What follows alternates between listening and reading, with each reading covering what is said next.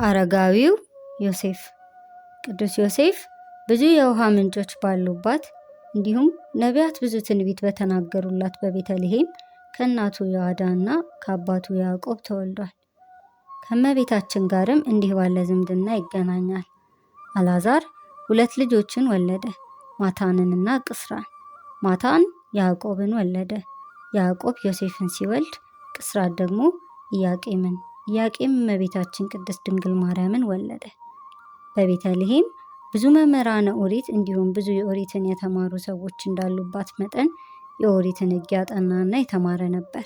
ማርያም ከተባለች ሴት ያዕቆብ፣ ዮሳ፣ ይሁዳና ስምዖን የተባሉ ወንድ ልጆችን በተጨማሪም ሰሎሜን ጨምሮ 3 ሌሎች ልጆችን እንደወለደ ሊቃውንት ይነግሩናል። ቅዱስ ዮሴፍ ከሚስቱ ጋር በጋብቻ 52 ዓመታትን ከኖረ በኋላ ሚስቱ አርፋለች። የአባቷ መቃብር ባለበት በኬብሮንም ቀብሯታል። ለ19 ዓመታት በብቸኝነት ኖረ። አረጋዊ ዮሴፍ ለእርሻ አገልግሎት የሚውሉ ሞፈርና ቀንበርን በመስራት ይተዳደር ነበር። አይሁድ እመቤታችን 15 ዓመት በሞላት ጊዜ ክብር ይግባትና ቤተ መቅደሳችንን ታጎድፍብናለችና እናስወጣት ባሉ ጊዜ በዘመኑ የነበረው ካህኑ ዘካርያስ በዚህ ጉዳይ ተጨንቆ በቤተ መቅደስ እያጠነ ባለበት ጊዜ የእግዚአብሔር መልአክ ተገልጾለት ሚስቶቻቸው የሞቱባቸውን ሰዎች በትር ሰብስበህ ወደ ቤተ መቅደስ ይዘግባ፣ በዚያ ምልክትን ታያለህ አለው። ካህኑ ዘካርያስም የእግዚአብሔር መልአክ እንደነገረው ደውል አስደውሎ ይዘው ተሰበሰቡ። የበትራቸውም ቁጥር 1985 ነበር። በበትሮቻቸውም ላይ ስማቸው ተጽፎ ነበር። ከእነዚህም በትሮች መካከል የአረጋዊው የዮሴፍ በትር ይገኝ ነበር። ዘካርያስም 3 ቀን ጸሎት ካደረገበት በኋላ በትራቸውን እያመጣ ሲሰጣቸው በዮሴፍ በትር ላይ ዮሴፍ ሆይ ማርያምን ጠብቃት የሚል ጽሑፍ ተገኝቶበታል። ዳግመኛም በትሩ አብቦ በለሶን የሚባል ቅጠል አውጥታ ተገኝታለች። በተጨማሪም ርግብ በራሱ ላይ ተቀምጣ ታይታለች። በዚህም የእመቤታችን እጮኛ ጠባቂ የሆናት ዘንድ ወደ ቤቱ ወሰዳት። በሉቃስ ወንጌል ምዕራፍ 1 ቁጥር 26 ላይ በ6ኛው ወር መልአኩ ገብርኤል ናዝሬት ወደምትባል ወደ ገሊላ ከተማ ከዳዊት ወገን ለሆኖ ዮሴፍ ለሚባል ሰው ወደ ታጨች ወደ አንዲት ድንግል ከእግዚአብሔር ዘንድ ተላከ፣ የድንግሊቱም ስም ማርያም ነበረ ብሎ እንደሚነግረን መልአኩ መጥቶ ያበሰራት ለዮሴፍ ታጭታ ትኖር በነበረበት ጊዜ ነው። እመቤታችንም ዮሴፍን አብራው እየኖረች ወንድ ስለማላቅ ይህ እንዴት ይሆናል ትላለች። ይህም ከዮሴፍ ጋር የታጨችው በሌላ ግብር እንዳልሆነ በዚህ እናያለን። በመቀጠልም መልአኩ መንፈስ ቅዱስ በአንቺ ላይ ይመጣል፣ የልዑል ኃይልም ይጸልልሻል አለ እንጂ ይኸው እንዲጠብቅሽ ዮሴፍ ተመርጦ አይደል አላለም። በዚህም ፍጹም ሊጠብቃት እንደሆነ እንረዳለን። በተጨማሪም ለአንዲት ሴት ጽንስ በሆዷ እንዳለ ለማወቅ 1 ወር፣ 2 ወር እና ከዚያ በላይ ጊዜያት ሊፈጅባት ይችላል። የእመቤታችን ግን በግብረ መንፈስ ቅዱስ መሆኑን ኤልሳቤጥ በሰጠቻት ሰላምታ እናረጋግጣለን። በሉቃስ ወንጌል ምዕራፍ 1 ቁጥር 43 ላይ የጌታዬ እናት ወደ እኔ ትመጣ ዘንድ እንዴት ይሆንልኛል በማለት የዕለት ጽንስ መሆኑን ትነግረናለች። በዚህ ሁሉ ታዲያ ጽንሱ ፍጹም በመንፈስ ቅዱስ እንደሆነ አረጋዊ ዮሴፍም ጠባቂዋ እንደነበር እንረዳለን። አንድን ቃል በመጽሐፍ ቅዱስ ላይ ስናገኝ አውዱን መረዳት እንዳለብን ከዚሁ እጮኛ ከሚለው ቃል ጋር አገናኝተን እንመልከት።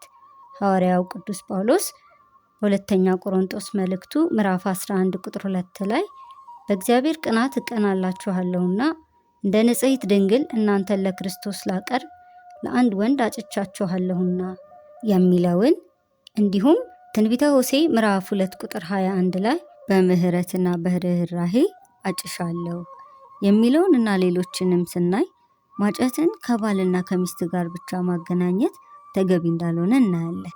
እመቤታችን ለዮሴፍ ስለ 3 ምክንያቶች ተሰጥተዋለች።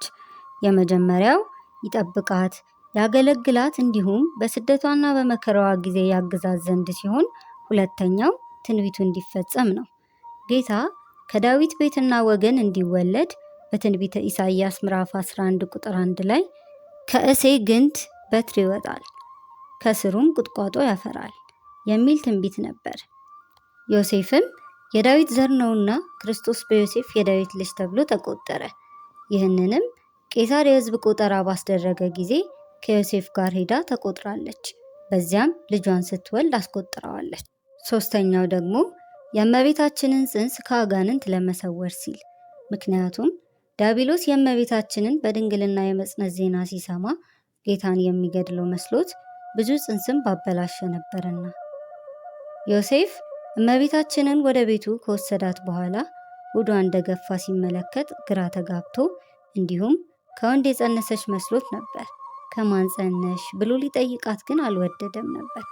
ወደ አይሁድ ዘንድ ሄዶ ሊከሳትም አልፈለገም ነበር። ነገር ግን ልባቸው በምቀኝነት የተሞላ አይሁድ መልአክ ዮሴፍ እመቤታችንን ለበዓል ይዟት ይወጣ ዘንድ እንዳዘዘው ይዟት ሲወጣ እንደፈራው ማየ ዘለፋን ወይም ዋተር ኦፍ ኮንቪክሽን የሚሉትን አጠጧት። በአይሁድ ስርዓት የአንዲትን ሴት ጽንስ ለመፈተን ሲፈልጉ ወደ ካህኑ ያመጧትና ካህኑ ሴቲቱን በእግዚአብሔር ፊት ያቆማትና ከመቅደሱ ውስጥ ቅዱስ ውሃን ይወስዳል። ከመቅደሱ መሬትም ትንሽ ወስዶ በውሃ ውስጥ ይጨምርና በውሃውም ላይ የመርገምን ቃል ይናገራል። እውነተኛ ከሆንሽ ምንም አይጎዳሽም፣ ካልሆነ ግን ሆድሽ ይፈነዳል ብሎ ይነግራታል። ሴቲቱም አሜን አሜን ትልና ትጠጣለች። ይህንን እመቤታችንን ሲያጠጧት ግን ፊቷ ከፀሐይ ይልቅ 7 እጅ አብርቶ ታይቷል።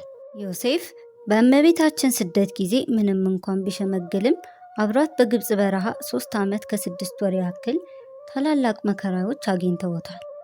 ብዙ ተአምራትንም እንዲሁ ተመልክቷል። ከነዚህም ውስጥ አንዱ አረጋዊው ዮሴፍ በስደት ሳለ የሚመረኮዝባት በትር ነበረው። ጌታም ይህንን የዮሴፍን በትር አንስቶ ወደ 7 ቦታ ሰባብሮት በመሬት ላይ ተከለው። በቅዱሳት እጆቹም የውሃ ጉድጓድ ቆፈረ። ከዚያም የሚጣፍጥ ውሃ ፈልቆ ፈሰሰ። ከውሃውም በእጁ እያደረገ በተከላቸው ስብርባሪዎች ላይ አፈሰሰባቸው። ወዲያውኑ አድገው በቅለው ዛፎች ሆኑ። ከነዚህም ተክሎች መዓዛው ደስ የሚያሰኝ ሽታ ወጣ። ስሙም በለሳን ብሎ ጠራው።